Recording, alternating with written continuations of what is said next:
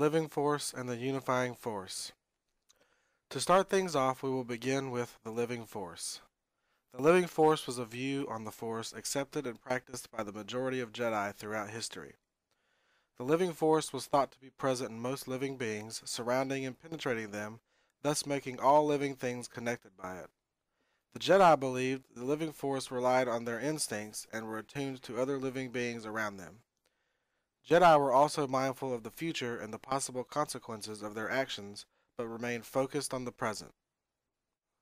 The living force was also viewed as having both a light aspect and a dark aspect, so in turn the Jedi always had to be mindful of their actions to avoid the temptations of the dark side. Another interesting fact on the living force is a Jedi, through following the living force, were able to retain their identities after physical death and become one with the force, enabling themselves to manifest force ghosts. Masters of the living force likened following the living force as living in the moment and relying heavily on one's instincts and concentrating more on sensitivity to living things rather than fulfilling destiny, which was one of the main tenets of the unifying force philosophy.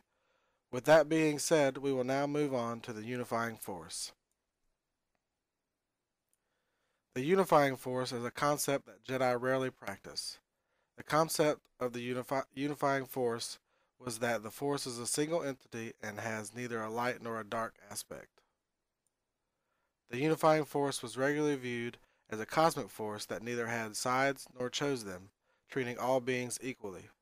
Followers of the unifying force always kept their minds open for future possibilities.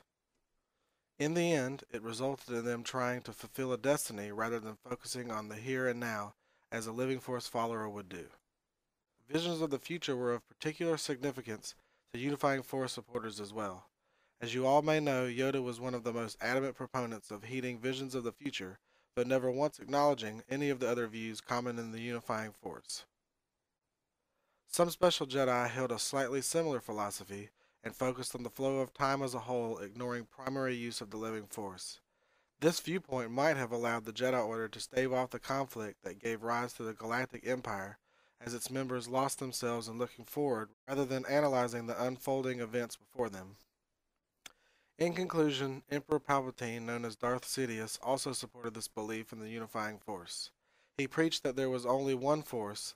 The only difference was that the Sith saw the force as a means to an end, while the Jedi saw it as an end in itself.